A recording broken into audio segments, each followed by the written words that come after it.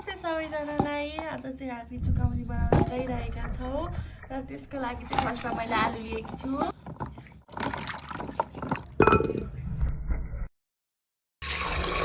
हामी चाहिँ अब आलु उमाल्नको लागि गइरहेका छौँ।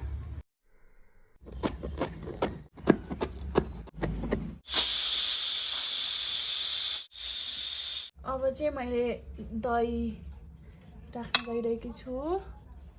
आफूलाई आवश्यकता अनुसार लिन सक्नुहुनेछ तपाईहरु पनि। हामीले चाहिँ प्याज लिएको छौं अनि खुर्सानी लिएको छौं आवश्यकता अनुसार, अनि कागती लिएको छौं, भागो हजुरहरुलाई थाहा छ होला, हरियो धनिया लिएको छौं, आवश्यकता अनुसार दही पनि लिएको छौं। अब चाहिँ आलु पनि रेडी भइसकेको छ हाम्रो, र आलुको बोक्रा निकालिसकेपछि चाहिँ अब चुकाउनी बनाउनतिर राख्छौं हामी। हाम्रो आलु चाहिँ रेडी भइसकेको छ यति बेला। यो आलु चाहिँ अलि गाउँको भएर छिटो नै पाकेछ।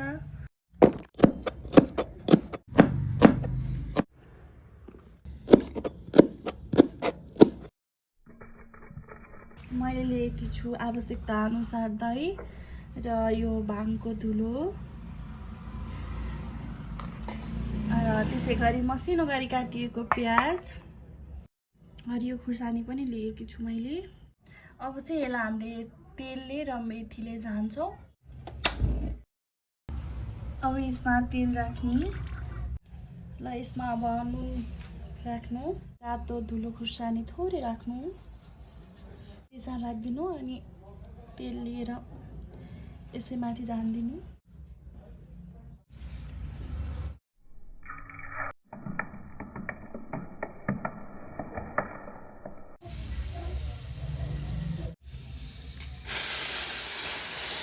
र हामीले यसलाई झानिसकेका छौं, तपाईहरु देख्न सक्नुहुनेछ।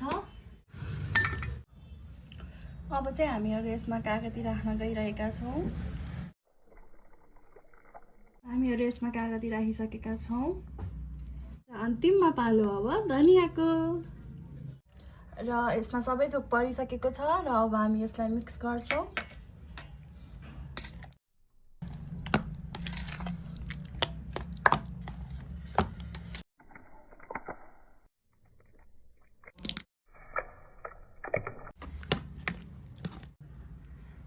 हेर्नुस् त, अब चाहिँ चुकाउनी रेडी भयो।